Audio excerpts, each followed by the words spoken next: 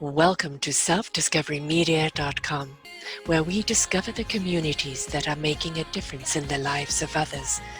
Our self-discovery is something we are all making on our life's journey. Here you will find the people that will be your guidance, that will be your inspiration, that will be there for you in support on your journey of life. Do enjoy. Our next show is... Good morning, good afternoon, and good evening, everybody. Welcome back to another edition of Quantum Spirituality right here on selfdiscoverymedia.com. I'm your host, Sarah Troy, and my guest today is Mike Happity. Well, ghost hunter, UFO sightings, all those other lovely weird tales. Are they real? I can vouch for that, they are. But this is something that he is doing. See You on the Other Side. That's his podcast, but it's all about what's on the other side. He does some wonderful Madison ghost walks, which has now expanded to American ghost walks, and preserving and boosting haunted industry in 8 Midwestern cities. He's a podcaster, but he's also a rock star. And we're going to actually be closing out with some of his music today. So we have got a triple whammy here today for everybody. Welcome, Mike. Thank you very much, Sarah. Hope you're having a nice day. I've just had a wonderful another interview. And so in that wonderful vibration right now. And ghost hunting, really, ghosts are energy, aren't they? People kind of perceive them as being physical entities, but they can manifest in that way. But it's all about, they are energy that they've gathered, taken with them, and they come back here for a reason. Yeah, I mean, there seems to be like several different kinds of encounters that people happen to have.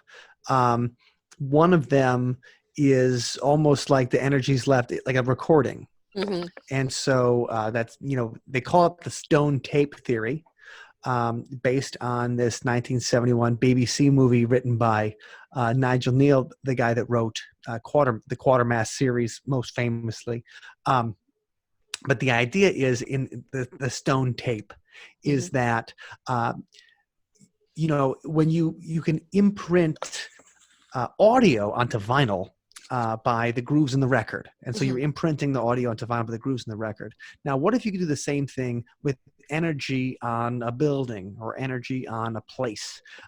Somehow a visual or or like a recording of something that took place and that gets recorded onto the area, like those grooves in a record. And so, like, you have to have the correct needle in the phonograph to be able to play back the record. That's the same kind of thing with a haunting. Yeah. Something could be played back under the correct circumstances. And that's like when you see a cowboy walk through a bar or something. So some people are like, oh, I saw a ghost of a cowboy just kind of wander through, but he didn't say anything. The cowboy didn't look at him. They didn't interact with anything. It's that idea of the recording is being played, and you're watching the recording play right before your eyes of something that happened there. Could that happen with emotional energy? Could that happen with spiritual? That idea. Just like it does with the grooves in a record with audio. So that's one kind of energy that might be that thing. And there's also the idea of the intelligent haunting, where it's not a recording, it's a spirit.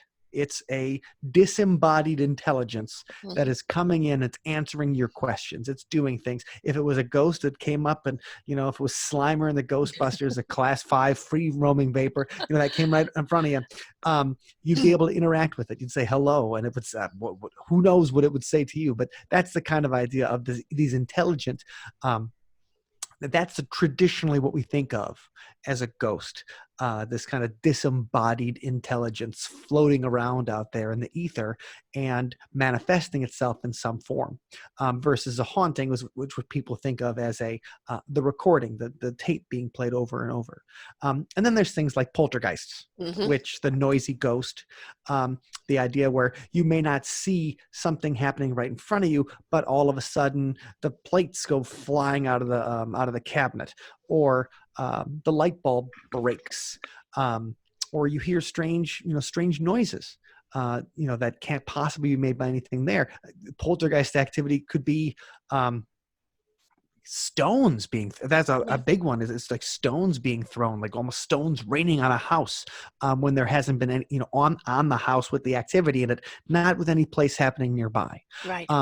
And so then that kind of entity, all right, is that a disembodied intelligence? Is that well, is that an elemental, like a nature element? Is it a fairy? That's all these kind of things that it could be. I mean, we don't really have any good explanations for anything, but we know that people experience paranormal activity, whatever it might be, and we're doing our best to document it, learn about it, try to figure it out, and help them make sense of it in some way.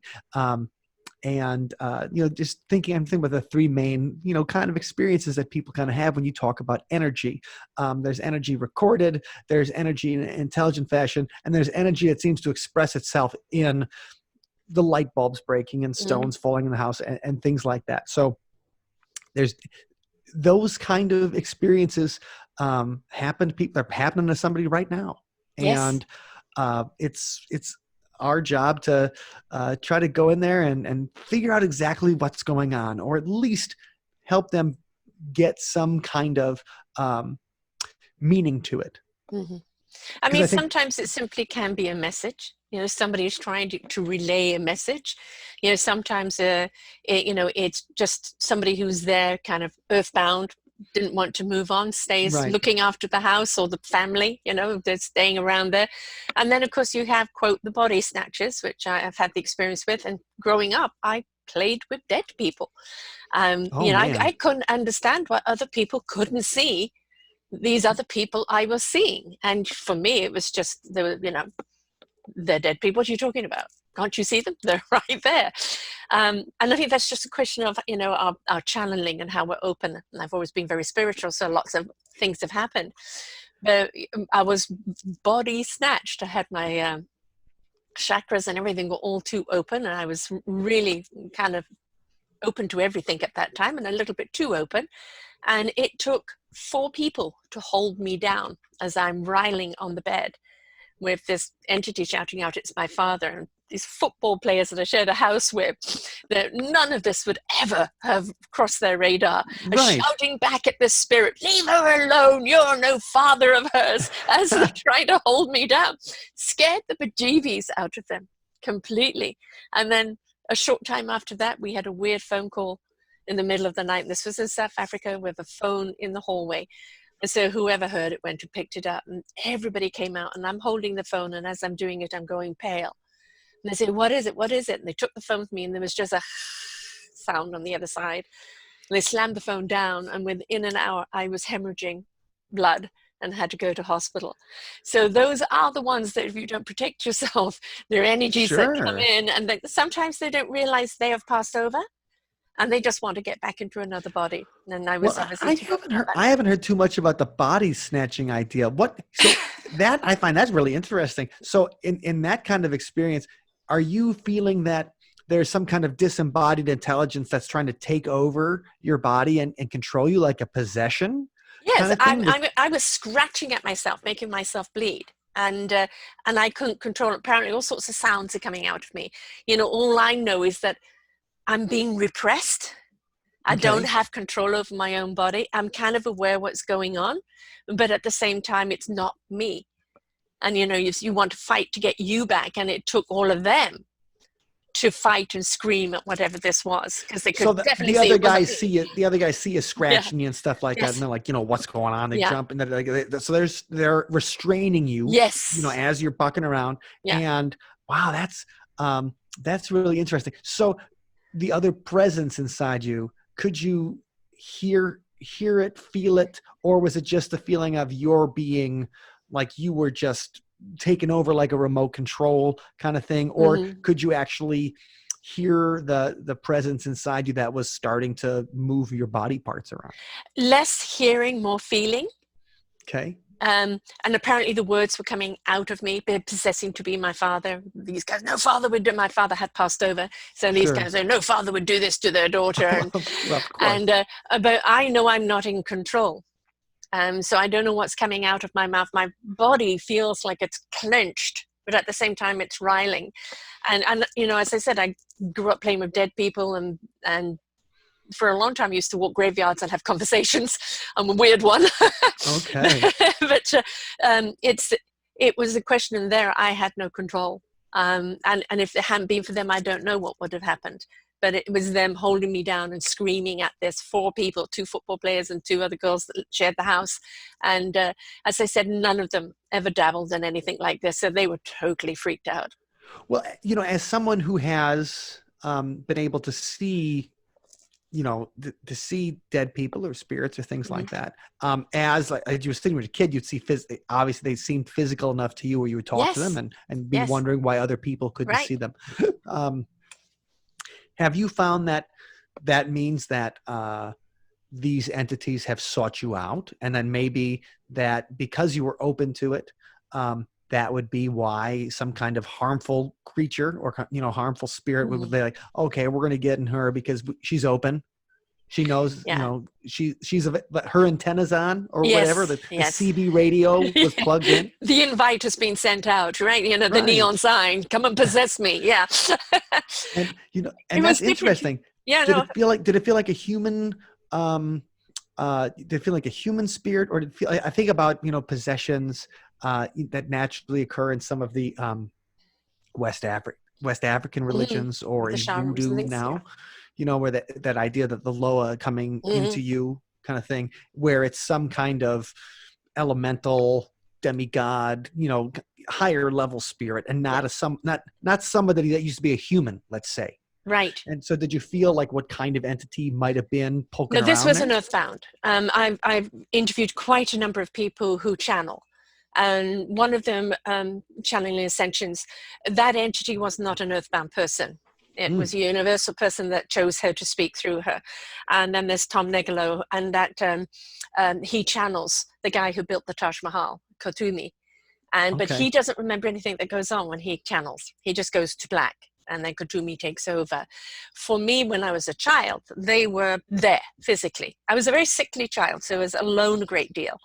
And so I did a lot of... That's interesting. I've heard that from several people that have had kind of experiences that either they were sick often, or there was some kind of, I was actually just talking to a friend of mine who talked about a story. He was very sick as a kid, was in the hospital and everything.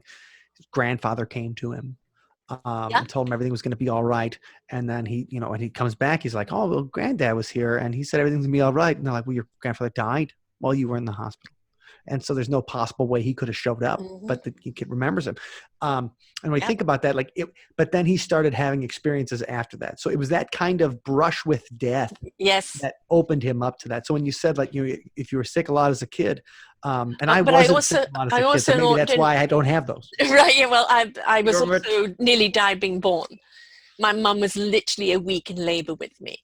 And it got to a point that the midwives pushed me out, dragged me out because I wasn't being born and I was in dire straits when I was. But so, I do think for a lot of people who actually are channelers in whatever way, and we all can channel to some degree, whether we're channeling, you talked about, people that like Pascal Fractal, Tesla, and Einstein, and all of these people, they're still around, and they find the minds to channel to that understand their work and what they need to do. And this is why we see that work kind of expanding out today, which is wonderful. But they get messages, and each one of them will get it in a different way. For me, everything plays out in a movie. Okay. So people are coming in, I'm seeing the movie, I'm seeing the scene. And sometimes the scene doesn't make sense, but, somewhere along the line, it will, reveal itself. But there's so many different ways, there's just the ghost haunting, as you see, where you see people, and I often do. And then there's the people that are kind of housebound, and they don't want anybody else moving in, Beetlejuice. Right. But you've got so many different ones out there. And, obviously this is not a subject that I've widely talked about myself, and I'm interviewing you, but. Oh, sure. Well, I'm just interested, because I have had a few paranormal experiences, but nothing in particular that would have blown anybody's mind, kind of thing. But just some stuff that was really unusual, and they've led me to want to see, check it out more. But growing up, I was always fascinated, whenever any of this kind of stuff was on TV, and we didn't have, paranormal reality. There was no Ghost Hunters or Ghost Adventures, but you'd have Arthur C. Clarke's World of Strange Mhm. Powers. Whenever they would have some kind of ghost story on That's Incredible or Mhm. whatever, or Mhm. Real People, I would get excited. That was our reality TV at the time. Yes. I'd go and watch Much more that. decent than what's on now. Right. Mhm. But it was fun, usually funnier people, like like Fred Willard, who just Mhm. passed away, was a Real People cast member. But the thing is, they'd always be they would have those once a month or once every couple of months. You would have a werewolf story that they go Yeah. check out, or there's the haunted Toys R Us in California that, probably because it was in California, was on 100 of those shows.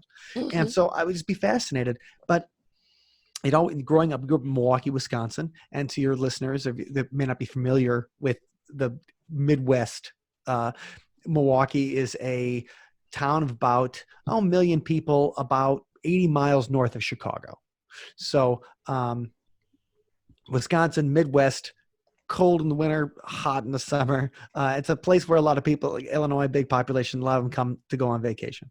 And so growing up in that area, you just didn't, it was hard to feel connected to the place and the stories, because all the stories we were watching were on TV, or they were on the movies or Mhm. books and stuff written by people in other places. Right. And it was my sister and I, we'd listen on WGN radio, which is a big radio station in Chicago, and you could hear their local ghost tour guide, Richard Mhm. Crow, tell the ghost stories of Chicago. And all of a sudden we could start hearing about these tales, these haunted tales that were close to home, places Mm. that we could go on the weekend, that we could ask our parents to take us.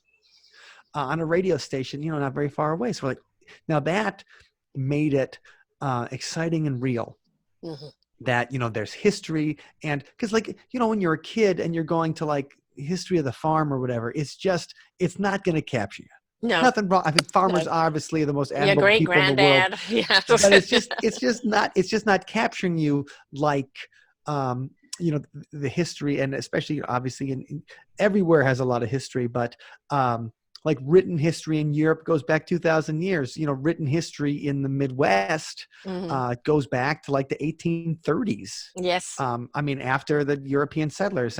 But it's also learning how the European settlers took the native legends and they adapted them to their own kind of legends, and how everything mixed and matched and the cultures came together, clashed and united, and all those different kind of things that make the place exciting. Yeah. And we were discovering that listening to the history of Chicago on the radio station. And so my sister started a ghost tour in Milwaukee because they didn't have one in like 2008.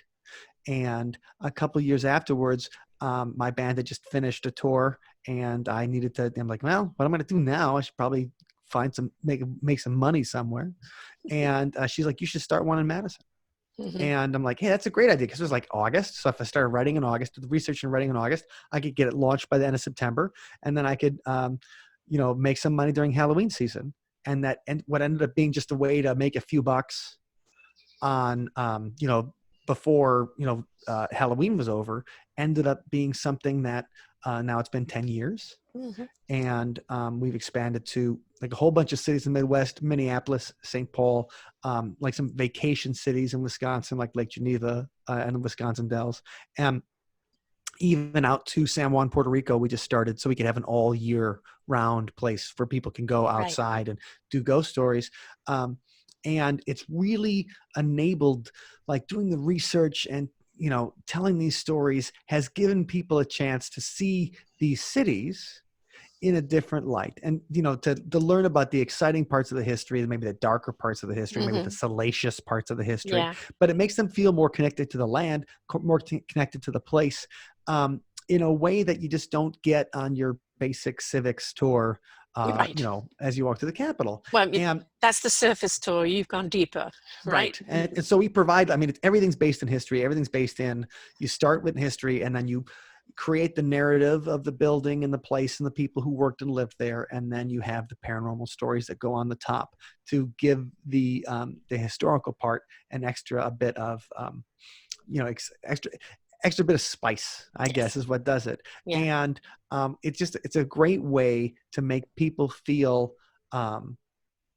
connected to a place in a way that they wouldn't normally, or some, the best compliments we get are like, I've lived here for 30 years and I don't know any of this stuff. Right. And I think that this city is cooler than ever now. Yes. And being able to do that has been really awesome and a lot of fun. And it also inspires art, Mm-hmm. which is, Mm-hmm. like I said, we've been playing in a band for a long time, and a lot of people write really good love songs. A lot of people write really good heartbreak and inspirational songs. And I'm like, okay, but who writes great love songs about werewolves? Yes. Like how can you make your mark? How can you do something a little bit different? Mm-hmm. And so that's what we took on that task of, okay, the See You on the Other Side podcast was where we Mm-hmm. talk about like a topic every week, do interviews like this, like you're doing, and talk about things, and then write a song based on the conversation. So that provides some inspiration, and it Right. also provides a different kind of subject matter. So where if you're into this kind of subject matter, you might hear some deep cuts that you wouldn't hear in other bands' songs that may be kind of about the same thing, but it's you get at it from the side. So Right. you find the inspiration in these topics, and then you get at the universal experience that a paranormal experience can kind of engender and Right. kind of represent. And that's what But we've been doing it's all with art. dimensional, right? I Mm-hmm. mean, all of these are just different dimensions. And, when you bring about a song that's kind of incorporating that dimensional meaning or story or what needs to be said from that, that is just those other different dimensionals. I very much believe in parallel worlds. And we can ride onto different dimensions anytime, where we think that because we're body bound, that we can't go anywhere. But we can come out of our body anytime and go anywhere. And that's really what a ghost is. It's no body anymore. It's still the essence of the person. Sure. And it depends on what the strength is of that person and how they come through. Whether it's just simply a haunting in a house or unfinished business or there to protect. Or we had a ghost in one of our houses, my mum and I, and she was were there at the cottage when it was first built, and it was something like 100 or a couple of hundred years later. Her husband had gone to war, never came back. She was still waiting for him. Her name was Lily, and I swear she actually drank the spirits as well, because we'd see them go down. Hey, obviously she's like, you're in my house. You're buying the drinks. Right, exactly. But she was there all the time, and there was a case with my mum who found a will left by my father about some property that she never knew about, because it was never bought out, because unfortunately the lawyer that represented him were corrupt, and they did her down too much. Anyway, she found these houses, and then she went to go retrieve them again to go see her lawyer, and she couldn't find them anywhere. Where she'd put them down, they're completely gone. But she remembered everything and went to the lawyer, and he managed to get a couple of those houses back for her. But never ever did she find the documents again. It's like Lily had shown them and then they had disappeared. Very often she'd be standing in my doorway or sitting on my bed. She was completely friendly, except for the drinking. I think she had a bit of heavy M there. Right. Keep it cool, Lily. Yeah. The one thing about that, I'm always interested in people who have had these kind of experiences, because mine have always been fleeting, maybe a little warning, maybe a glimpse into something that I wasn't supposed to see, so it felt like it was stolen.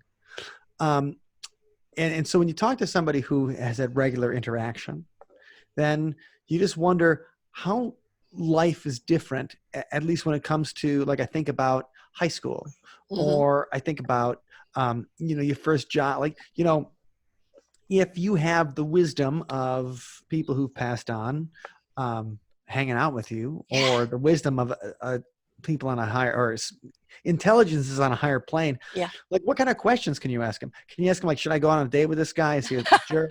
A loser? Like, what did he do to his last girlfriend, kind of thing?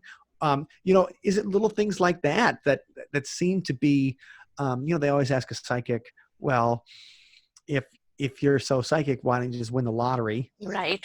The first question. And then in Wisconsin, we actually have the story of a woman, Mary Chenoweth, who, and my sister tells this story brilliantly. She's got a Women in the Paranormal presentation that she puts on at conferences. But Mary Chenoweth, she had this thing that she called the power. And the power would come over her and it would give her, he was a school teacher, and then all of a sudden she got this power that happens. One day, she said it struck her while she was in the kitchen. And then she would start making predictions about things. One of the things she predicted was where this certain iron ore mine would be in northern Wisconsin. And she and her sons went up and they bought property there, and the mines all around it had gone dry. Nothing, they couldn't find it. But she's like, this is where we dig. And okay, that's where they dug, and they ended up finding a mine, like I don't know what you call it for iron ore or whatever, but they ended up finding enough iron ore there that the mine went for decades, and she got fabulously wealthy, moved out to California. One of her kids became like in the legislature. The others started the Sun Sweet Raisins. Right. The farmer Wow. cooperative. Another one started the San Jose Mercury News. Like the thing is, she listened. She listened and it she won. acted on it. Yeah. She said that. She's like, hey, it was the power. Like the power is the one that told me to go here, to change my life completely, to go from a school teacher to become the owner of a mine. And you're like, those little amazing things when you hear, you're like, that's somebody who used what they heard, and it worked. And so I'm always wondering. Yeah. Like, but how many people don't though? Right. How many people get this message? And this is where I say, the gut instinct. So I don't know, my gut tells me so. I call that the soul intellect. It then resonates with your heart in truth. And it goes to your spirit into action, and your mind will know what it needs to know when it needs to know it. That is when you're open to the knowledge and what knowledge comes down to you. If you're only operating from the head up, you're going to get this knowledge, and your knowledge in your head is going to dissect it, analyze it, criticize it, and butt it to death until you've talked yourself out of it. That's why you need the other equations in there with those intellects to have a balanced look at the possibilities of it. And if you still feel your core is driving you forward, go. Well, I was just reading something yesterday about how actually, like the nervous system that extends to our midsection, our gut, does have a place in decision making. Oh yes. Like that. Oh yes. And so it's not just we're not just talking about something that has that's not connected to our brains. We're not talking about the usual idea of there's a magical place in our gut where things come, where stuff comes out. There's actually a physical connection between our brain and our gut, and they talk to each other when it comes to making decisions. Yes. And that I thought that was a really interesting thing, because we always say, I trust my gut. And that's that is more literal than I believed in the past. So I just thought it was funny. Yeah. It's codes I live by. If I can't make a proper decision collectively, it's not a decision to make yet, not until everything is in alignment. And when everything is in alignment, there's no need to verify, justify, or anything. It is the truth of that moment and the way in what I need to do. And we're all capable of switching those on and channeling that. You don't have to be dead to do that. We can do it in life. Sure.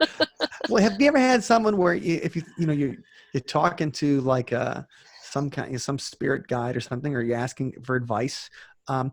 Do spirits seem to know advice, like know stuff, or is it just like us where they're just like, well, I don't know, I'm not there. Like maybe I can go check it out because I can fly there or whatever, or materialize and dematerialize.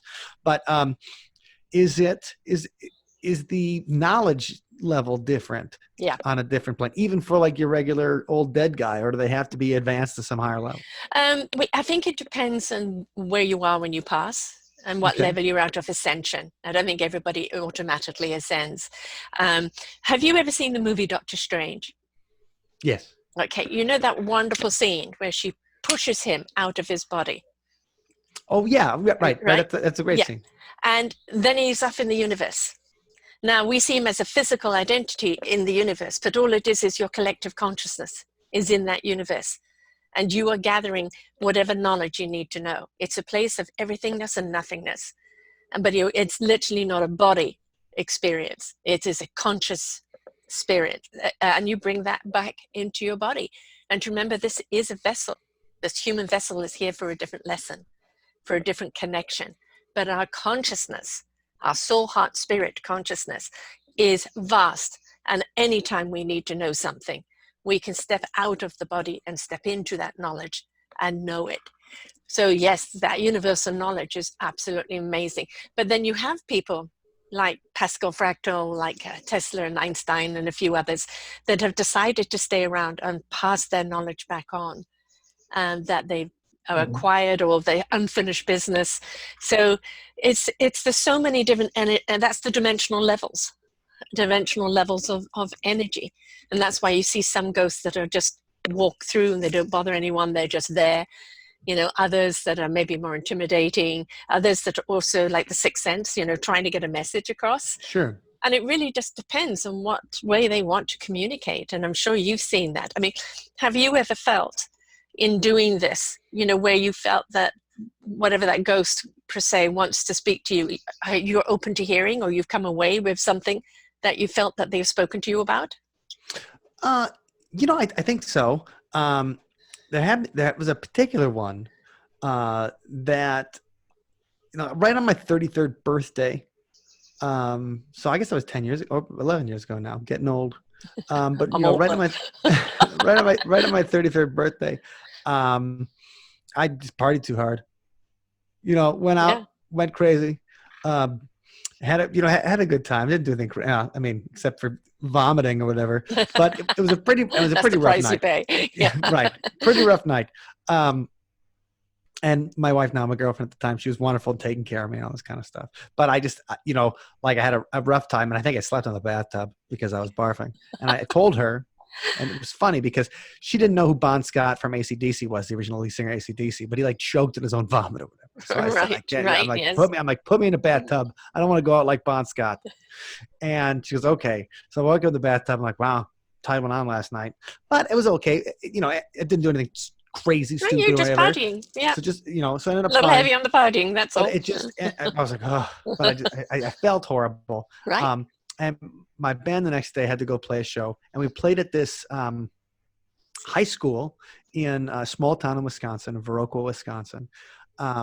So small town, we were doing a benefit show there, and the gymnasium was on the second floor, and the high school building was super old, like the first high school built there. It's probably built in the early 1900s. And we're playing there, and the show goes fine, except, okay, I'm on stage, and there's three of us in the band, so we're in the corners. So the drummer's behind us, our drummer, and then I'm over here. The guitar player's over here, and he's about 15 feet away from me because this is a big high school auditorium stage. And there's the beginning is I play bass and I sing, and so I'm playing the bass part and I'm singing, and the line is, "That was the day that I died, the best day of my life." And it's a song about, it's called A Live Day, about when the horrible things happen to you, how something good can happen afterwards. And it's mainly about some stories we read about soldiers who came back from almost dying and then changed their life for the better. And they said it was the best day of their lives. So as I sang that line, I feel a hand I feel my guitar player, I thought it was my guitar player, a hand on my shoulder, like, hey man, like just putting it like a firm, like someone just resting on my shoulder.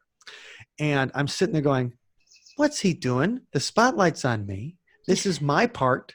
Like is he cheesing this part? Like if this is too cheesy, it's going to come off bad. The crowd's not going to like it. And like, so what's he doing? And has he tried something cute or whatever? I look over, he's still, on the other side of the stage. And I'm like, so who's on me? And then I play the rest of the song. I'm just like, and then afterwards, and this is even before we had the Madison Ghost Tour or whatever, but we would always go to venues, and you'd play in a club, you play in a theater, you play in an old building, and then you'd ask about the ghost stories. There's something to talk about with the staff when you're waiting around and getting ready to go on stage. And the person who ran the benefit was coming up. She's like, oh, it was a great show. Good job. And we're just sitting backstage eating the Kraft services table or whatever, and whatever food they had for us, and which was good, which is not usually good, so that was exciting. But so then we're eating, and she's like, "Hey, I heard you like ghost stories." I'm like, "Love them." And she goes, "Well, you know, a lot of people have had experiences right in that gymnasium. In fact, a lot of people had experiences on that stage." And I'm like, "Really? That's pretty cool." And I didn't necessarily say anything to her at the time, like that I was touched when I was there. But I felt like after a night that went a little too crazy, and then the next day we're in a haunted place, and I sing that line, and then I feel a hand on my shoulder during that line specifically, not the rest of the show, that line. That was like, okay, that was the ghosts or whatever, or whoever's paying attention saying that, watch out, man. Keep an eye on things. Take care of yourself. That's your one. Yes. That's your one. We gave it to you. That was your near death. Right. So now appreciate the new life. Right. Yeah. So watch out. And I just thought it was funny. I was like, that's a really, like, it felt like a clear message to that, even though it wasn't some kind of, nobody showed up. Nobody, it was just at the time, feeling it, thinking so real that I thought it was my guitar player, being annoyed enough to the point where I'm like, what's he doing? And then having somebody come up afterwards and say, there's haunted experiences people have, and before they know we're like a band that's into this kind of thing, coming up and wanting to talk about it. I think made that a very clear message that, listen to what's happening. And I listen pretty good. I'm not perfect, but I still listen. I listen pretty good to the message. We've still got, the human interrupters, called living. And, for me, there's a lot of parallel worlds. I mean, I have gone so many places that I'm speaking to someone about, but you didn't do that. No, this dimension I didn't, but I did in another dimension, and I literally did do it in that dimension. That's why it's a memory, and that, I think when we stop looking at something as all matter, just matter, and we start realizing that we are made of the universal particles, and all of those particles can change and merge with the universe at any time. It's been open to it. I mean, some ghosts are just absolutely delightful. They're very friendly, or they're there to give a message. The ghosts that are earthbounders, as I call them, and that's where, if you had an earthbounder ghost there, you would have been vulnerable to it, because your defenses are down, and that they obviously are going to go after the weaker people, or people like myself at that time too open, without protection. So it's again, in a lot of ways, mimicking life. When we're vulnerable in life, that's when the vultures come out, right? They're going to pick on the weak, because they can't pick on the strong. But if you're strong in your belief, and you're strong in who you are, and you come from a place of heart, then you have that protection there. And once the spirits know you're opened up to receiving, they love to be heard. Well, I always wonder, how do you know which? So if you're getting a message, because the thing is, if I can ask my friends for some kind of opinion, I'm going to get 3 different opinions and 3 different courses of action. Right. And so when you would if you're looking for some kind of, and I think about this, I've been to a psychic a couple of times to check it out. I've had my tarot read a million times, a million things you try out to do, and just to see what kind of things the person will say. And in Wisconsin, about a little over an hour away from Madison, where I am, we've got a place called Camp Wanawalk, which is a spiritualist camp, and it's been there since 1874. And so it's one of the, there's the place in New York, and there's a couple other places in the United States, but Camp Wanawalk, and we also have a school called the Morris Pratt Institute. Actually, that was formed by some of the money from the woman who got the power, Mary Chenoweth, but that's still around, that teaches people in the spiritualist tradition, the one with the seances and things like that. And you could go to Camp Wanawalk, and they have like a non-denominationalist Christian service that is followed by like a spiritualist service, where you go and you can talk to spirit guides. So I'm always wondering, like, if you ask 3 different ghosts, 3 different, the same question, are you going to get 3 different answers, kind of thing? Like, So even if you were, I think about, I have all the friends I have, I'd ask people for opinions. And then if I go out and let's say I've got paranormal friends, by not just mean weirdos like myself, but paranormal friends in the sky or whatever, and they're going to give me 3 different answers. How do you, I think you've got to remember that spirits don't come from the head. They don't come from the head intellect. That is a human thing. They literally, come from the universal knowledge, or the knowledge that they acquired universally in life. So the knowledge that you'll get from them will be the truth that you need in that moment. They're not thinking about it. They are just bringing it through to you as a channel. Be interesting though. I'd like to see you ask a ghost the 3 different questions and see. right, to see what they say. Like, Yeah. somebody's like, well, I really think you should do this, or maybe, thinking about it, we should do this kind of things. You're just always interested in the difference because we see things from a very human perspective, obviously. I mean, it might be something different in the sense of how you're going to comprehend it. But when you look at it, it's saying the same thing. And I think that's some of the things we try to do in the ghost tours.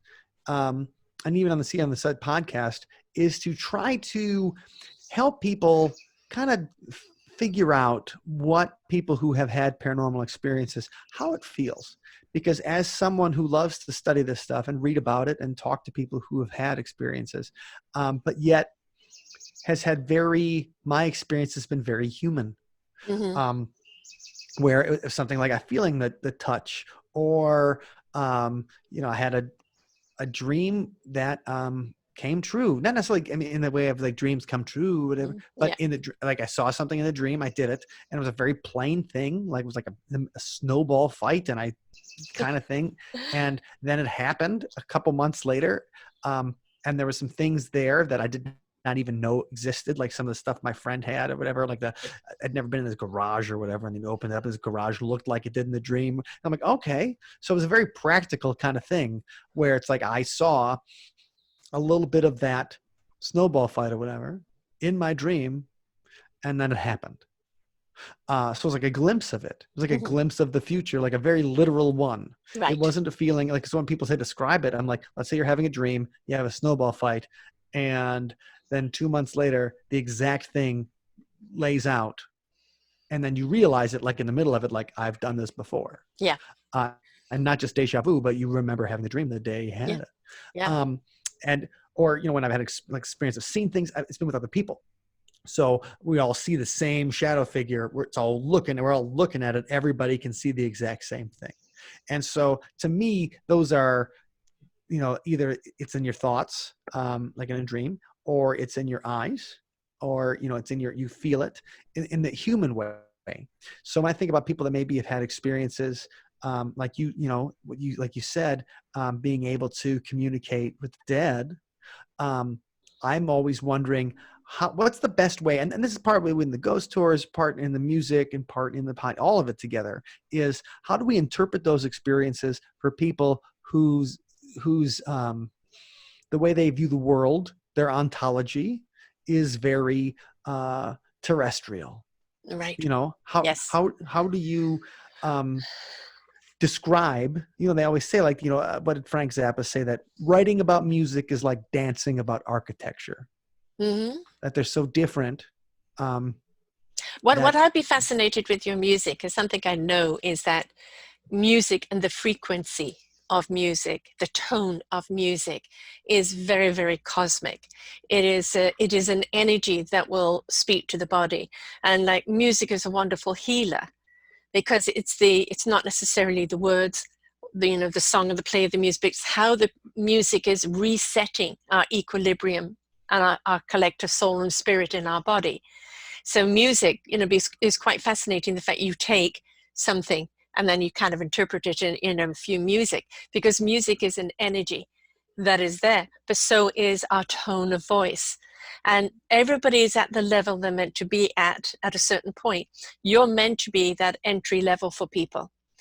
People like me, I speak to dead people who've been possessed. They look at it, don't want anything to do with her. Like I had somebody come into my body, and like my roommate, I freaked out my roommate. Yeah, and for me, it's just a matter of fact, it happened, blah, blah, blah. For other people, it's too freakish out there. So you're an introductory.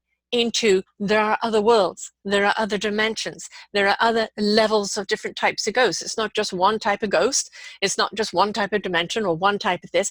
Everything has its own layer and where it's meant to be, of what it's meant to be doing. And so the work you're doing is opening people up to the awareness, not the possibility, the awareness that ghosts exist, as well as people who are channeling people who have gone 100 years before, or even channeling people from the universe.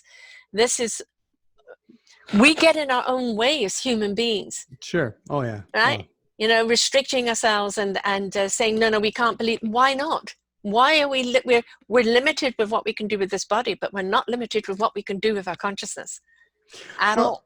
And, you know, when you talk about that kind of the gateway into this kind of thing, is, you know, that really makes me think about how some of my opinions have changed when we come to things like Bigfoot, the Loch Ness Monster, cryptids in general. Because the big thing, okay, so Bigfoot to me always seemed like, well, completely reasonable, because you have you just have a hominid that we haven't discovered yet. Yeah. But then you think, okay, well, where are the Bigfoot skeletons? Where are the, why can't we find any of this stuff? Like, where is it? Like, why haven't more people just been able to find a Bigfoot graveyard somewhere and show us, you know, a dead Bigfoot? I mean, there is this Minnesota Iceman who would go, so they call him Minnesota Iceman. And this guy said that he had shot a Sasquatch. Typical kill and ask questions later. And it would go around, and it went around the Midwest fairs in the 1960s. And so this Minnesota Iceman, and you see, and now you can see it in Texas, in Austin, Texas. There's a place called the Museum of the Weird where you can go see Minnesota Iceman. But there's controversy whether it's the same Minnesota Iceman that was traveling around Wisconsin, Michigan, Minnesota, Illinois in the 60s. But you go see it, and okay, does look like an ape or whatever in the ice. So it's an interesting thing. Yeah. But that's one of the few times where somebody said, like, okay, I got a body of a Bigfoot, I'm going to show it to you. Yeah.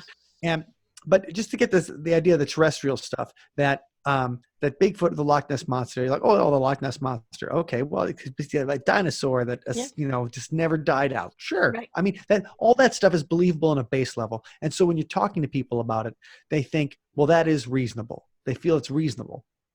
But you slowly have to get them over to the idea that, all right, Bigfoot might not necessarily be a creature like the idea we think of like an ape or something. Like, maybe, you know, it's Bigfoot as a supernatural being. Yeah. Bigfoot, you know, the idea of Native Americans, to them, Bigfoot was Sasquatch was a lot more than just a undiscovered ape. I mean, there was a spiritual element to, you know, Bigfoot's existence, and also the idea that Bigfoot, and even before we were searching for the bones, indigenous peoples of the North America were talking about Bigfoot traveling between this world and the other world. You know, and then at certain kind of tree formations, when you would see like a tree that would be bent over all the way, like it had grown and going to the sun, and then all of a sudden it got too heavy and came down. So a tree that would make a doorway, that was the doorway that they would come through. Right. And you're thinking, okay, so it's moving people along on that kind of paradigm in this. Okay, now these are the things that even scientists think are possible, but let's move, you know, even atheists think might be possible, right? Yeah. And then let's move to the next level and say, okay, well, why haven't people have had real Bigfoot experiences? I talked to a dozen people at least whose Bigfoot experiences are as real to them as any kind of experience you could, you know, when and you're like, okay, well, there must be something to it. Are people just dressed up like apes and running around the Upper Peninsula of Michigan? Maybe. I mean, that's obviously could be, or is there something to it? But then there's this, if we have it, then there's the usual arguments. Well, if there really is an ape up there, why haven't we discovered the bones? Why haven't we discovered more Bigfoot excrement? You know, where are the kids? Where all these different things? Okay, well then, if we say that people have had experiences, and we say it's not just people in ape costumes, and it's probably not a terrestrial creature running around, what if we go back to the idea that it's from somewhere else, and that it's opening people up to that possibility,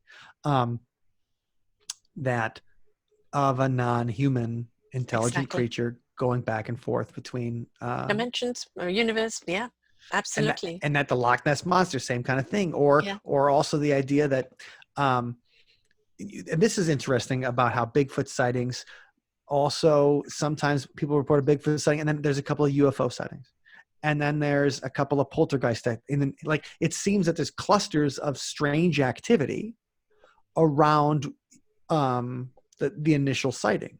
The thing about the Mothman sighting in West Virginia, that seemed to be okay. People saw a humanoid figure. They called it, that's the big one too. They call the cops. Like, if I saw a humanoid figure with wings and red eyes looking at my window right now, I would be like, and even if I didn't think it was some kind of supernatural thing, you'd be like, okay, something escaped from the zoo. And we got to get it, because it's a winged humanoid with red eyes. I'm going to call the cops. And that's what they did in West Virginia. And then all of a sudden, everything else starts coming. There starts to be UFO sightings. Then, of course, this horrible the horrible bridge collapse and all those people die. And then the Men in Black start showing up. And all these things start, and you're like, all this, if this is just some kind of cryptid, then why would the other sightings happen? But the strangeness, like, ties together into, all right, well, now that we've accepted that this cryptid could exist, and we've eliminated the other possibilities of it, then there's the spiritual, supernatural, paranormal dimension that we have to acknowledge. And once we get on that path, then it's bringing people from something they can believe in, to then opening that a little bit, and opening that a little bit, and opening that a little bit more, until you have a whole universe of possibility to choose from. And you can do that with a podcast like we're talking today, or we do on See You on the Other Side. And you can do that with art. Yes. As we try to do with our music and videos, is to, open the doorways. Right. Open the doorway. So you start thinking about it, because, hold on, I kicked out my thing here. Well, a question I need to ask is, when people are of faith, they believe in God. They see God in everything that's meant to be good, right? Because God is love, the universal energy. I had one host on where it was the world according to Gus, God, universe, spirit, whatever you wanted to call it. Sure. But it's all about that entity and that energy.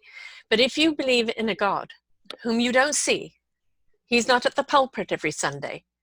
You're just asked to believe in his message and in his energy. And those that do find the God within are always with the God. They know that God, or that entity of love, is always with them. But you're asking people to believe in something, carte blanche. And it's the same with this, the spirit world. If you give people the invitation to feel the experience, to feel the presence, not to look at it in fear. People being kind of, quote, body snatched doesn't happen often. It's not a norm. Right? Of course. It's that experience of knowing they're there, and a message they may have, or just protection, or just warmth and comfort, or just, they like to know that they're there. And just open up to that. You don't see God, and maybe you don't see the ghost, but you feel the presence. What's the difference? Well, I think that is a great point. The idea that, especially in the United States, so many Americans firmly believe in a creator, or they believe in a higher power. And so, since they believe in a higher power, then is it that much of a stretch to think there's the rest of the invisible world out there? Yes. And the thing is that also a lot of Christianity, though, doesn't like to deal with the rest of this. Nope. Because they'll say that the thing is that you're not actually. I saw a great meme the other day, and it was somebody playing with the Ouija board, and it says, well, when you're playing with the Ouija board, you're not actually talking to the ghost of your dead aunt. you are talking to a demon pretending to be the ghost of your dead aunt. And I read that and I'm like, first of all, who made this meme? Like, took the time to do it. Second of all, if that's the attitude, right? That's what you're going to get. That everything Yeah. everything that's spiritual, that's not specifically related to God, is going to be evil. If that's the attitude, then it's going to be hard to be open to the idea of spiritual entities, of good, of other good spiritual entities in the world. And so that's that kind of thing. I'm not exactly sure why it's always like that. Maybe it's the idea that people will start, because like in the Catholic Church specifically, I grew up Catholic. You're not, when you pray to a saint, you're not praying to the saint to do you a favor. Right. You don't ask a saint for, hey, like St. Christopher, like, oh, okay, I'm going on a patron saint of travelers, right? Oh, St. Christopher, I'm going on a trip. I want you to, or my mother's going on a trip. I want you to keep her safe. You don't say, I want you to keep her safe. You say, I want you to pray to God to keep her safe because he can do it. You're just more saintly than me, so the chances are he'll listen to you more. That's the idea, right? Is that when you pray to a saint. And so, or even when you pray the rosary, you're asking Mary for her intercession. It's not that she can do it herself. Mm-hmm. It's just that she's got a closer ear because she's the mom. It's that kind of idea. Like maybe people are worried that if you allow all these different spirits in, then all of a sudden you lose sight of the deity, and then you start praying to the small, asking favors to the smaller deities, and that is back to the paganism which they were fighting in the first place. So maybe that has something to do with it. But it is like, it's a weird place we have in a country where more people are religious than not religious. At the same time, it seems to be that the paranormal scares them at the same time as maybe it shouldn't. One of the things I know from, I've done over 2,000 shows here, and one of the things that is very, very common amongst everything is everybody having to get over fear. And it's a fear that's been imposed on people right from the word go. It's a fear of not being popular, a fear that everyone's going to hurt you, a fear that you'll never fit in, a fear that somebody's out to get you. And we're DNA inbred that fear, and then when a child is born, we breed that fear further, and then you've got school, you've got government, and you've got religions that like to stir that fear up because it's a form of control. And this is where people are constantly trying to break free. I want to take these grips off me. I want to explore life myself and go down a path of understanding why I am here, who I really am. And that's their wonderful self-discovery that leads to what I call their beautiful instrumental life that they then find an orchestra to play in. If we're not willing to take that journey and participate in our lives, we're always going to be puppets for some organization. So one has to ask oneself, am I carte blanche just believing and following because I've been told to? Right. Or is this of my free will? And in my free will, I'm willing to be open and willing to learn. Even if I don't comprehend, at least open up to the fact that something else is out there. Well, I think that's one of the good things about getting older, is that you have to worry less about being cool, especially in art. I'd say, like if you worry about whatever's in the radio or whatever, whatever, like you always say, whatever the 22-year-olds are interested in, which is fine. It's awesome. I remember it. I love it. Right. But it's, I also remember chasing trends. Yes. And thinking like, okay, well, this is hot, so let's get on with this is hot. And that doesn't necessarily lead to, not that you can't hear new things and incorporate them and use new tools and all those kind of things. But if you're chasing what's hot, right. If you're chasing what's hot instead of being true to yourself, your art is not going to connect. What you create is not going to connect with people because they connect with that authenticity, that they connect with that realness about it. And then you're not going to have the success you want anyway. Right. So chasing trends, worrying about what's cool, lying to others or lying to yourself because you're worried about what other people think isn't going to get you where you think you want to be. Nope. you know, And it's so never it going to just doesn't open you matter. out to what's there. Right. I mean, if we could get out of our own fear, our own ego, and understand that, you know, we are just kind of this cellular and this enormous body of people on this earth, and understand that we're here, each and every one of us, for a reason, and we're willing to explore that and be open and be led, then we would understand and enjoy life so much more. But if we constantly got blinkers on, because we're letting other people pull the strings, then we're not going to learn. We're just not going to be open. And where do we see the anger? Where do we see the rioting? Where do we see the hate and the shooting? It's always based on fear. And Well, fear is fear, fear is that devil that's looking back at you. Love right, isn't. right. No, fear is the, you know, there's from the movie Donnie Darko, that like Patrick Swayze plays that, like, you know, he's always got that love, Mhm, fear, mhm. thing, which is, it's funny in the movie, but at the same time, if you are afraid of something, that's when you lash out at it. I mean, fear leads Yes, to violence, you know, yes. and you become, because you're afraid of something, you want to attack it, and that's basic human nature, you know, 101 right there.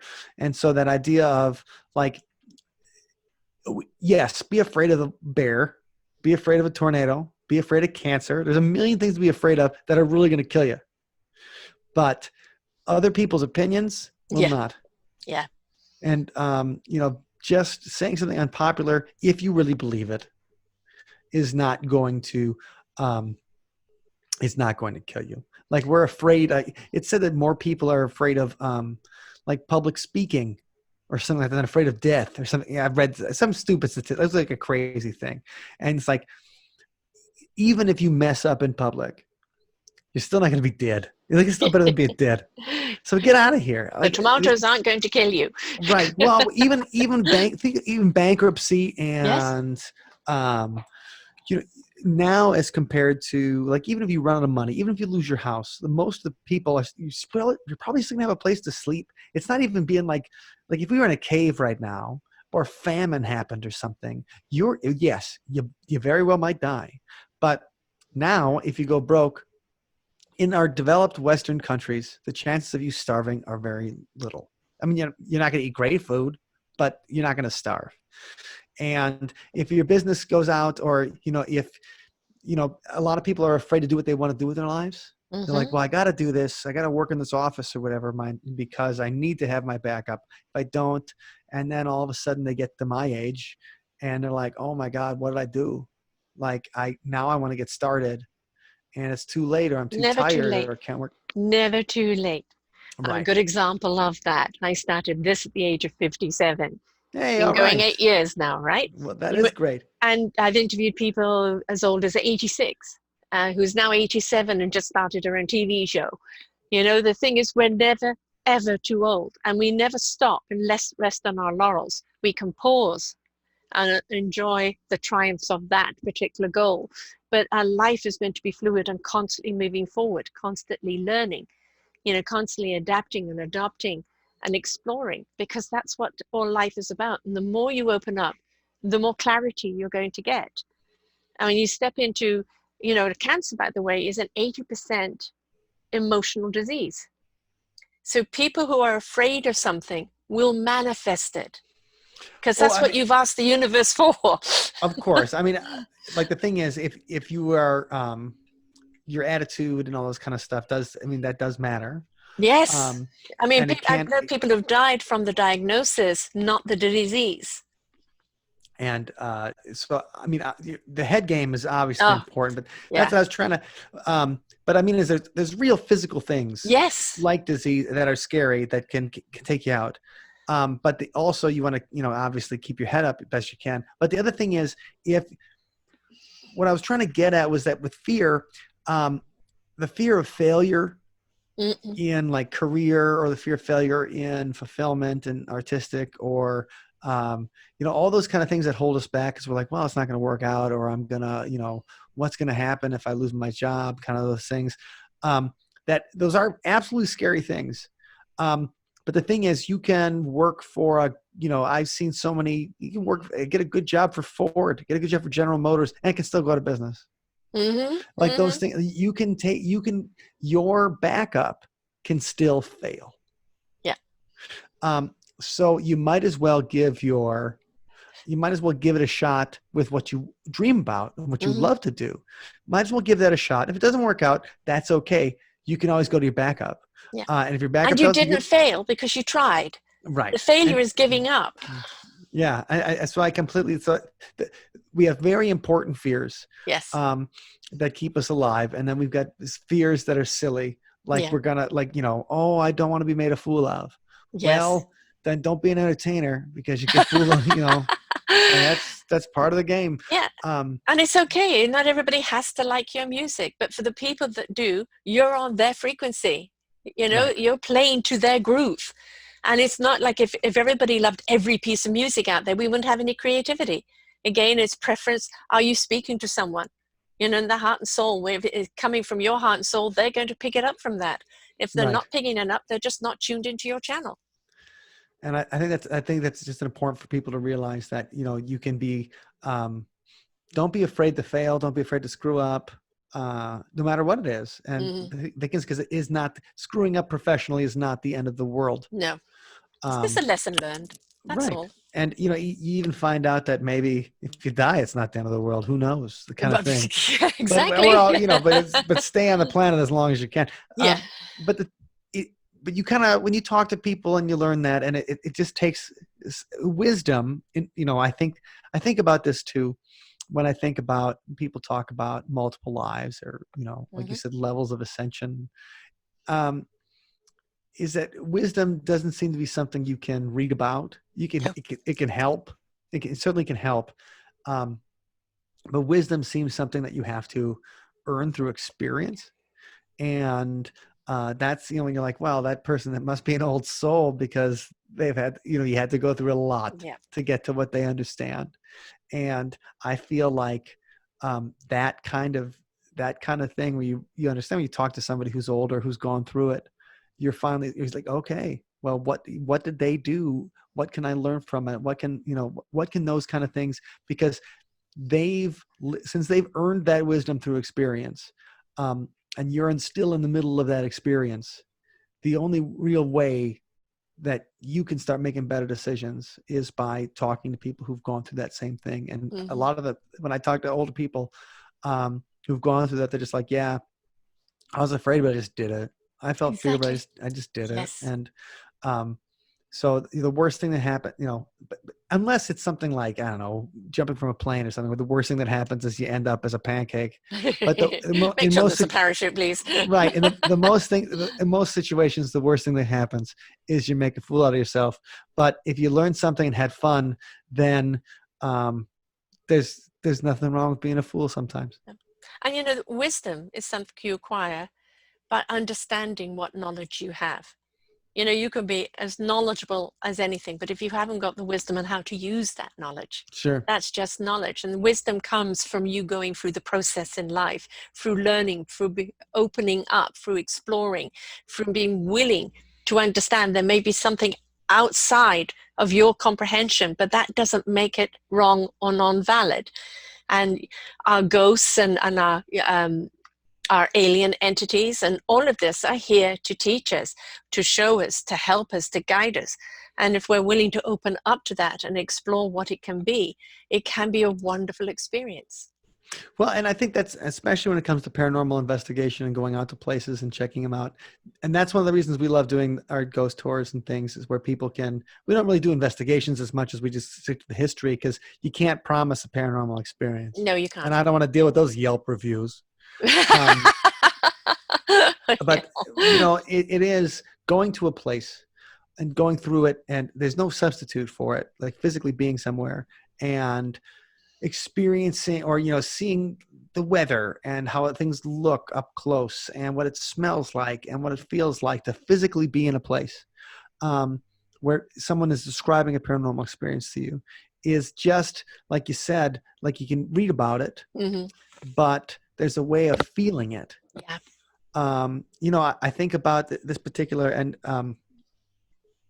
and this might be my final example here, but I was thinking about in Edinburgh, they've got a great haunted history tour called The City of the Dead.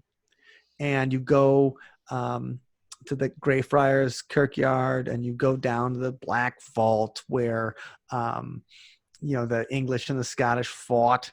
And it's a massive graveyard, and a lot of people died. There's emotional energy there's crazy, and you're hearing these stories, and everything's medieval, and it's just perfect.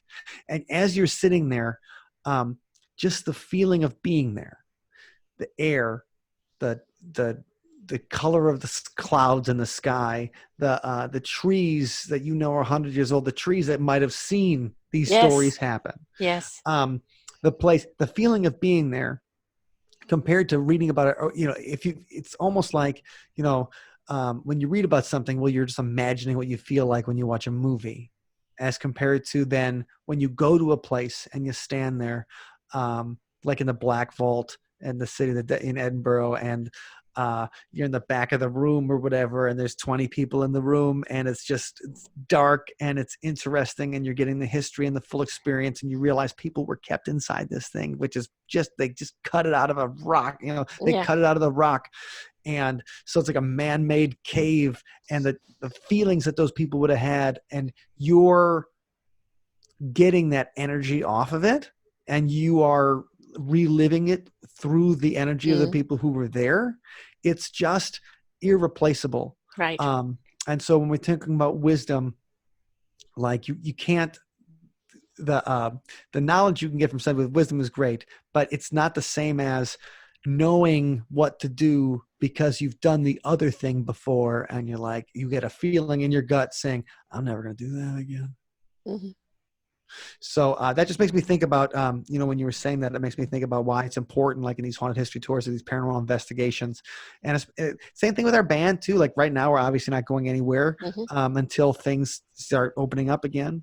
But it's the music in the room. It's playing for people, and it's when you turn an amplifier on and the drum hit and stuff. It's the music, when all these sounds crash together and they come into people's ears, that's what makes the magic happen. And then it's also vibrations. The people who are watching, and then you on stage, and then your interaction with each other and coming back and forth. And that's what makes the magic of a live music experience really exciting. And so those kind of things we haven't quite figured yet on how to do a virtual version of, but that's why it's a lot of it's just like getting out there and doing it. Seems to be just a good way to people who are searching for something and want to know, I guess, something more than it's just in their head, feel it in their gut and feel it in their heart and all these kind of things. Going out and doing it instead of just reading about it or even just writing about it. That's going to be the way that you're going to start to realize maybe there's something more to this, because you're outside of your head and you're in the world. Experiencing it. There's nothing to better than actually experiencing something, and really, like, what does this mean? And sometimes it means nothing other than just turning your frequency up, having you aware. And I'm sure with these tours that you do, you may have no activity with certain tours, and then some tours there's a lot of activity, and that could be because of somebody that's come in the tour that is open on that channel, and so they bring it in. And we some mediums can command, I can't. They come to me when they want, their own free will, but it's having that person that is just ready to receive, and then the spirit goes, somebody who can hear me. Right. Well, it's the idea of, like, we are programmed for spiritual experience. Yes, we are. And so whatever that means to everybody, it's great to get it. It's great to feel it. And I think the more that you exercise that muscle, the more you're going to see, whether it's God, universe, spirit, like the Gus guy said, the more you're going to see that wherever you go.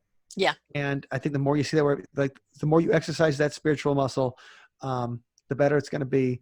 And the more balanced you're going to be as a human being. 100%. Yeah. The one thing about scientists is now they've understood quote spirituality, they realize it's people that are living on a higher frequency. And Sure. to live on that higher frequency in spirituality, you have to come from the heart. And it is the heart presence in everything that you do. And they can measure that now, the scientists, and go, oh, okay, now I understand. It's not kumbaya. It's a presence of being and being open, to experience and being open to project love. And that's what it's all about. UFOs, of course, are another topic. They're definitely out there. They've been among us for a long time. Right. And a lot of people have had sightings. Yes, I've seen one. And I think at the present moment, you must be getting a lot of people calling you right now, because there seems to be a lot more sightings recently, a lot more awareness, which have said they're going to make themselves known soon. Well, for that kind of thing, number one, when the Air Force came out and they confirmed those, the videos that had come out a few years back, or in 2000, I think December 2017 is when New York Times printed that about the UFOs. And then now, just a couple of months ago, it seems like a perfect time. Of course, the Pentagon's going to come and say, like, oh, hey, well, everybody's distracted. Now we're going to say that, yes, the unidentified aerial phenomena. I do think there is obviously something to it. I've never really had a UFO experience. A lot of my friends have seen some crazy stuff in the sky that they can't explain. Is it aliens? Is it other, is it just travelers from the future? Who knows what any of those things can be. Exactly. But and are they all bad? No. Right. Why do you have to assume that, everything is bad? So there's definitely something to it. And obviously now even our government's acknowledging that there are things out there that they don't understand and they don't know where they're coming from. And I think that's it makes it ripe for discussion, for exploration, for research, to going back into old cases and seeing what happened. I'm one of my friends wrote the biography of J. Allen Hynek, the guy who was in charge of Project Blue Book and had the Center for UFO Studies in Chicago a long time. And he's, getting excited about the possibilities of these old files being reopened and looking at them with fresh eyes and seeing what people, what are, with new science, with new technology, with new ways of looking at it. How can we go back and, say like something that might have been dismissed in 1965 today? Well, now that we know, now we know maybe a little closer to what they could have seen, and people might be more open to it now. I think the idea of extraterrestrials, some people are like, that seems very reasonable because it's a big, big universe. And you're like, well, of course there must be other planets, but then they're like, well, can we go faster than the speed of light? Well, I don't know. But that's if you believe in the possibility of extraterrestrials, then it might be we have the possibility of going faster than the speed of light and they can come visit.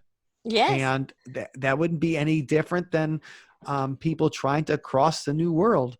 Trying to cross the Atlantic Ocean, going from Europe to North America. That without wouldn't be falling off. Right. There's just no difference. And if they have the kind of pioneer spirit or the idea that they want to see what's out there, why wouldn't they come visit a civilization and try to talk to us? Help us, please.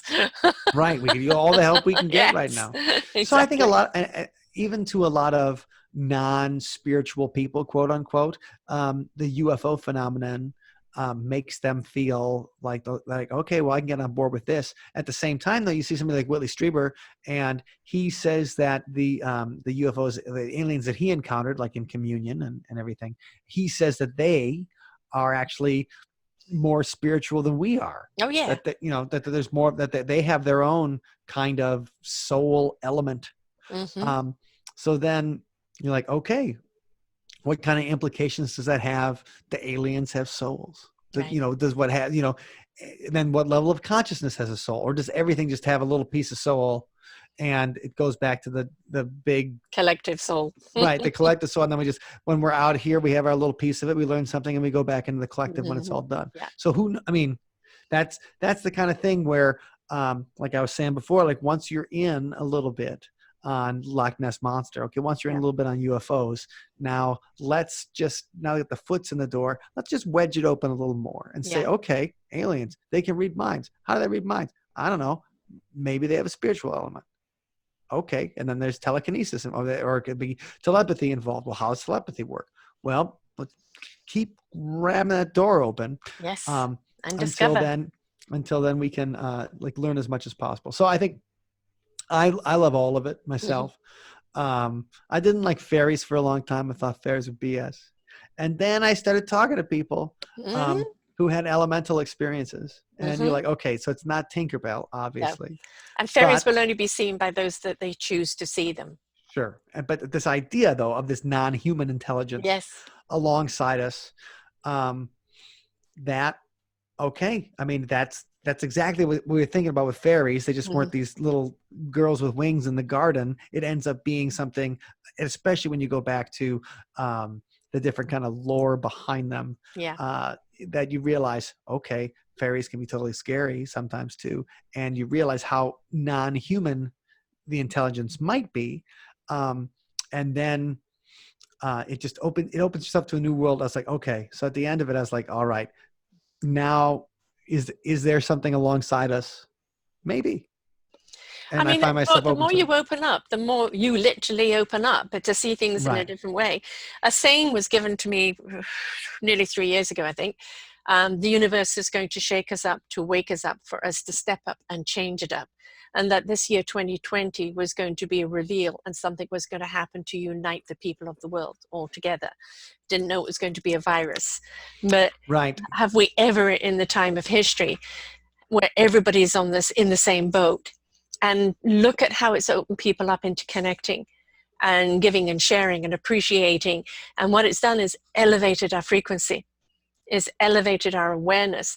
And the more that is elevated, the more it opens up, and the more information is going to come back in. I think that's definitely true in a lot of ways. Obviously things can just get reduced. I mean, the idea of the reductionist, that's the materialist view in the main part, but things can be reduced to political teams and things like that. In the US, it happens all the time, constantly. Yes. But that idea also that there is, that we do have, everybody in the world is focused on one thing at one time. And has there ever been a time in human history, besides maybe the Second World War or something, but not with this much access to information and to media and to each other? Has there ever been something like this where if you talk to somebody from Denmark, they're on the same thing. You talk to somebody in South Africa, it's the same thing. You talk to somebody in China, it's the same thing. So all around the world, people are experiencing this at the same time. That is completely unprecedented. And I hope that in the end, it does foster a sense of we are more alike than we are different. Yes. And people start feeling like this idea that we're very far away from each other, but we can also connect and talk and interact and empathize and find ways to understand how, like, that idea that we're all in it together it's hard to remember that sometimes. And it's important to be like, okay, everybody's going through their own thing. And if we all can come out of this kind of understand that everybody's kind of going through their own thing and doing the best they can, then that will be the positive aspect of this kind of, and who knows how it's all going to turn out. Hopefully we don't lose that many people. Hopefully not many of that people lose their jobs, all the kind of things that are going to happen. And we're only a couple of months in, so we still don't know. But I do think that there has been some positives in the way that people have connected to each other. And hopefully we'll focus on that, and that will continue to grow. And then some of the bickering and the acrimony and all those kind of things will go by the wayside. And they'll never go by the wayside, but hopefully the focus will be less on that and more on the good parts. That frequency will go down, others will go up. And of course, Mama Earth is so enjoying us being isolated right now. I mean, just look at it. The ozone is closed, Right. That idea. Right. I was driving. I was working on a ghost tour today in a town about 40 miles away, and I had to drive up there. And that was the first time I drove more than 4 minutes in a car in 3 months. I was like, wow, all right. It's been a while. And so you appreciate it more. I certainly did. When things get taken away, we appreciate them a lot more. Certainly did. Well, I'm really glad that you're doing these tours and that you're doing these shows, because the more we talk about it, the more we make it normal, and less, Sure. oh, hooky pokey, and there always are going to be the people who are disbelievers, and that's not your audience. It's for the people that are inquiring, that are open minds, that want to know what are the possibilities, what are other people experiencing. Other people may have had an experience and didn't know what it is. What does it mean? And by listening to shows like you're doing, it gives them that, oh, okay, all right, I don't need to be afraid of that. I You love skeptics. open I it love up. Yeah. skeptics because it's a chance to keep going deeper. And Mm-hmm. as you say, like, okay, well, what about this? What about this? Let's keep going. Let's keep going. What about this? Until Yes. we can eliminate. And when we eliminate the stuff that's normal, then that's the stuff that becomes paranormal. And that's when it becomes interesting. And it's those cases where you're like, you know what? I can't think of any other reason why this happened. Right. That's when it starts getting exciting to talk about. And that's when you can really explore the possibilities. And so, absolutely. I mean, people who are just going to be, close their minds are like, I don't like that kind of stuff. Sometimes that feels like they're afraid of it. They're afraid if they talk about it, something bad's going to happen to them, or that they'll get possessed or something. Poltergeist. Yeah. But I think for a lot of people, once you give them something reasonable and they can start exploring ways of like, okay, well, what about this? And they go in there, and then you can start saying like, okay, we've eliminated all of the normal explanations. So let's see what would happen if we open up ourselves to the idea of something beyond the normal explanation. Yeah. And when we get there, that's when it's exciting. And that's when I think you can open people's minds, because these experience, whether or not paranormal phenomena is quote unquote real, the experiences are very real. But it's real to the individual. That's the thing. It's not to dictate how to have it. People certainly have experiences. Yeah. And they believe them no matter what. Right. So let's give them a chance to express them. Let's give them a chance to analyze them. Let's give them a chance to help contextualize and find meaning in them, so that it doesn't have to be a scary experience in their life. It can be a positive experience, or at least a learning experience that they can grow from, instead of something, whenever they think about it, they're just terrified. Right. Yeah. I mean, once you let go of that fear and you become more inquiring, the more you open up. And, again, it's going back to that knowingness. You may not be able to touch or feel it in the tangible state, Right. but you cannot deny it.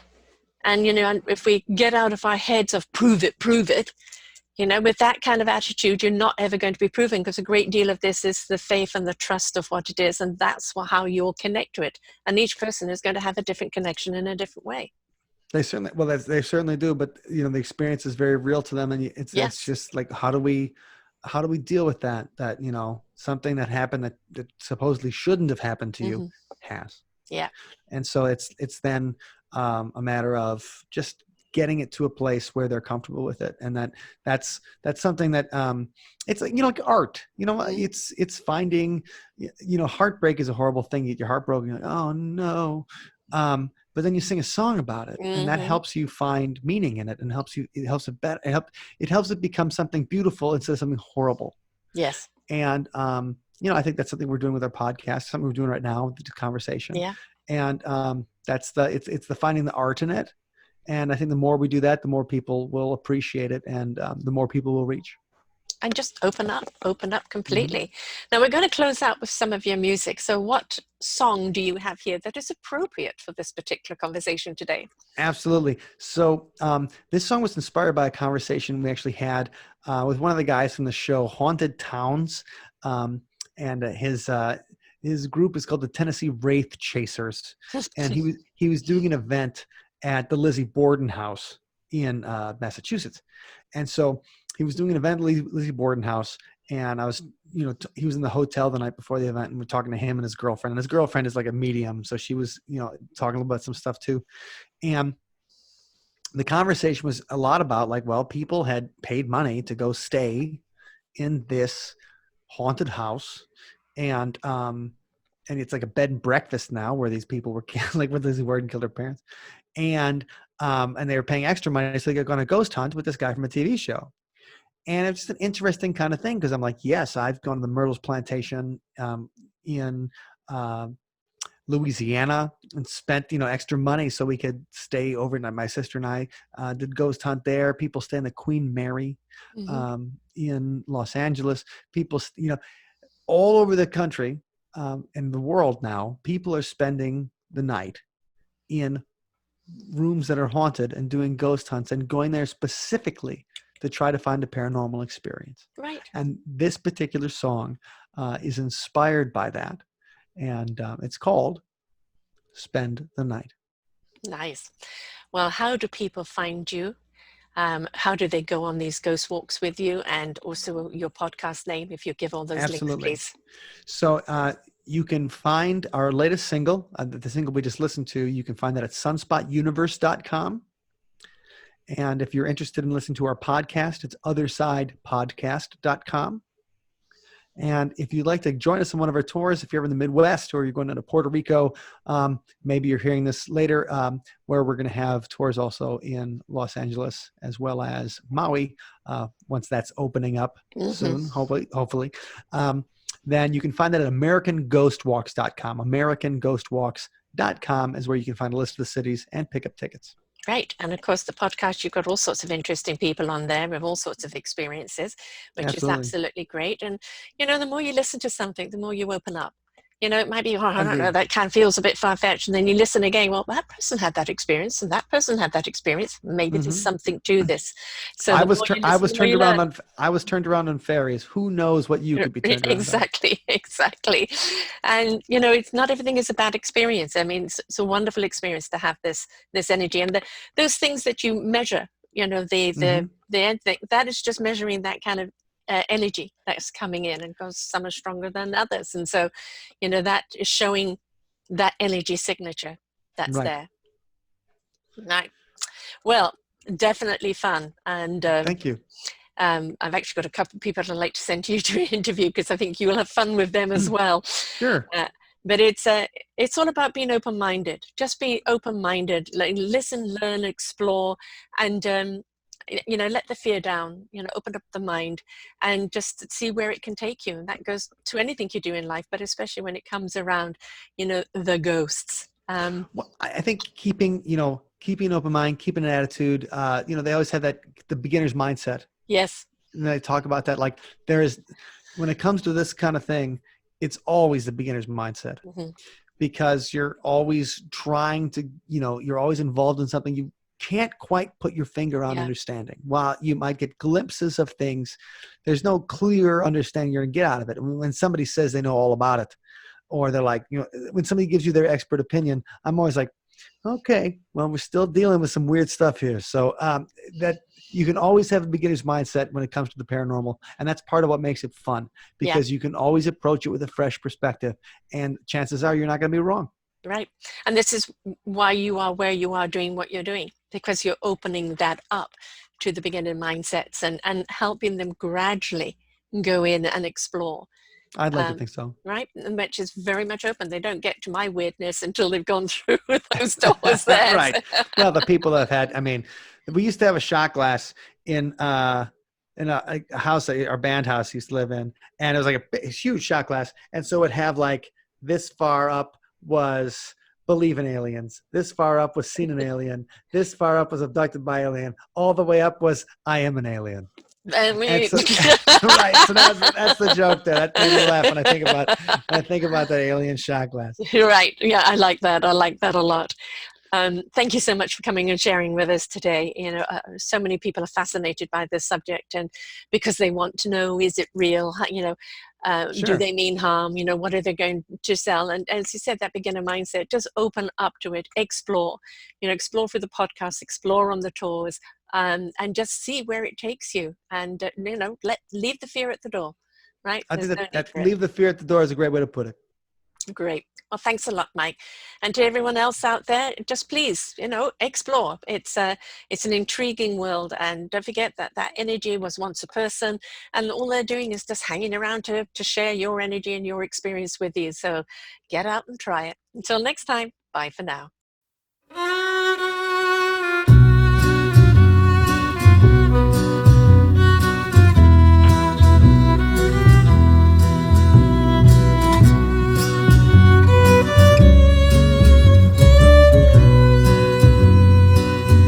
I'll spend the night in the killer's bed, gonna spend some time in her head.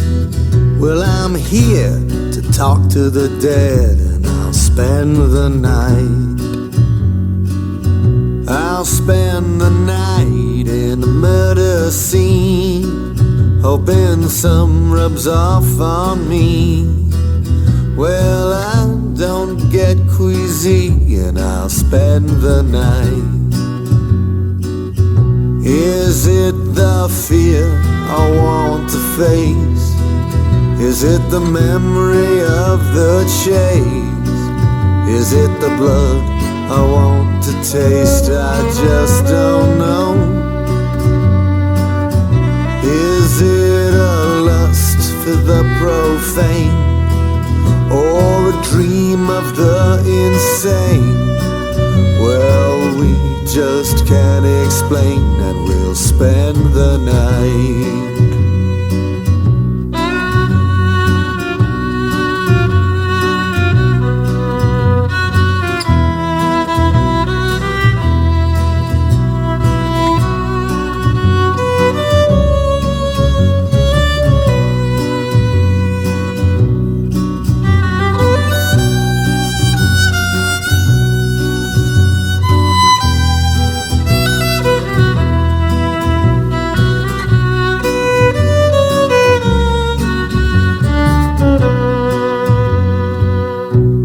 Spend the night on the battlefield where the wounds never healed. We'll see what the worms reveal when I spend the night. I'll spend the night with the gallows pole in my hand, Charon's oboe. I'll sleep in a 6-foot hole, and I'll spend the night. Is it the fear I want to face? Is it the memory of the chase? Is it the blood I want to taste? I just don't know. Is it a lust for the profane, or a dream of the insane? Well, we just can't explain, and we'll spend the night. Oh, we just can't explain, and we'll spend the night. No, we just can't explain, so we'll spend the night.